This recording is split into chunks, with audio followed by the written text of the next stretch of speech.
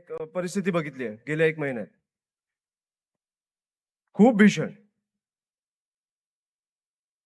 काठ्या घालून लोकांना खिळे घालून लाठ्यांमध्ये लोकांना मारतायत काय, मुलींवर हात काय टाकतायत, कपडे काय फाडतायत. आत्ता ते चंद्रकांत दादा पाटील काय बोलले? चंपा काय बोलले ते? की दिल्लीत सगळ्या पोलिसांनी दगड उचललेत, आंदोलनात ते सगळे दगड उचललेत आणि त्या फुटप्रिंट वरनं ते आता आधार कार्डला लिंक करणार आहेत. सगळे चंपाच्या घरी पाठवा. मला वाटतं की ह्या तरुणांनी केंद्रातनं राजीनामा आणलाय, राज्यातनं आणायला वेळ नाही लागणार.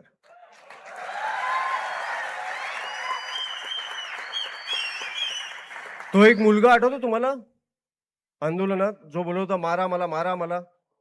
तो आपल्या नागपूरचा आहे, मला अभिमान आहे त्याच्यावर. आपल्या फडणवीस साहेबांच्या शहरातला आहे तो, मला अभिमान आहे त्या मुलावर. पण आपल्या मुख्यमंत्री साहेबांना कधी वाटलं नाही की त्याच्यावर बोलावं, कारण राजकारणात आपण एवढे फसलोय. मला आज फक्त मी तुमच्यासमोर एवढं ह्याच्यासाठी आलोय की तरुणांना एक मेसेज द्यायला आलोय.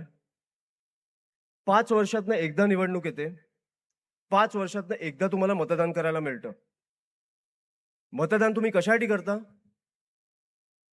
मला उत्तम रोजगार मिळावा, माझ्या मुला मुलींना उत्तम शिक्षण मिळावं, शेतकऱ्यांचं भलं व्हावं. आज दिवसाला 8 शेतकरी ऑन एन ॲव्हरेज आत्महत्या करतायत.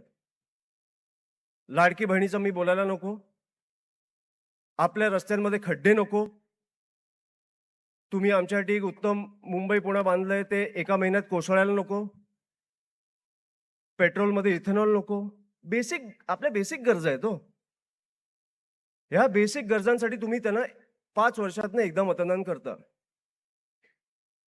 4 वर्ष ते तुमची कामं करत नाहीत आणि 5व्या वर्षी तुम्हाला तुमची जात ही संकटात दिसायला लागते, धोक्यात दिसायला लागते.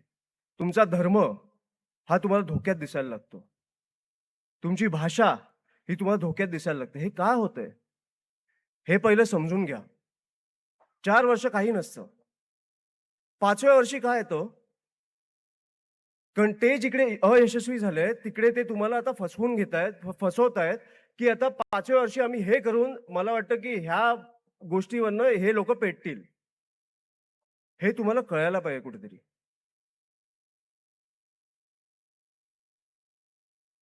हे असं सहज जाऊन देऊ नका. ते 4 वर्ष तुमची मारतात आणि 1 वर्ष तुम्हाला मलम लावतात. ह्या गोष्टी विसरू नका. मला तरुणांना एवढाच संदेश द्यायचा आहे की ज्या ह्या गोष्टी घडतात, ज्या तुमच्या आयुष्यात जे तुमच्या आयुष्यात तुम्ही ज्याच्यासाठी एका माणसाला मतदान करता, त्यांनी जर 5 वर्ष काम नाही केलं, बदला. त्या राजकारणाने तुमची भीती वाटू द्या. आता कसं झालंय की राजकारणाने एक फॉर्म्युला मिळालाय. 5व्या वर्षी काय करायचं, 5व्या वर्षी तुम्ही काय करायचं हे तुम्ही ठरवलं पाहिजे. म्हणून मी आज तुमच्या समोर आलोय आणि ते आपण आता ह्याच्या पुढे करणार आहोत. त्याच्यामुळे आपण आता 1 तारखेला सदस्य नोंदणी आपण आपली जाहीर करत आहोत. आजपासून मी सगळीकडे फिरणार आहे, जिथे जिथे शक्य होईल तिकडे जाणार आहे. पण जिथे शक्य नाही होणार, सदस्य नोंदणी झाल्यावर माझा महाराष्ट्राचा दौरा निघणार आहे. मला प्रत्येक सदस्याला भेटायचं आहे, मला प्रत्येक विद्यार्थ्याला भेटायचं आहे.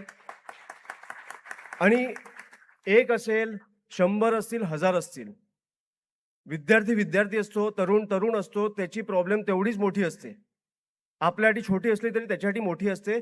त्याच ह्याच्यानी तुम्हाला ते समोर जायचंय. त्याच्यामुळे मी एवढंच सांगायला तुमच्या समोर आलोय. आणि मला वाटतं की जगाला हेवा वाटेल असा महाराष्ट्र मला वाटतं राजसाहेबांच्या हातो घडो आणि तो घडेलच. पण महाराष्ट्राला हेवा वाटेल अशी विद्यार्थी संघटना मला उभी करायची आणि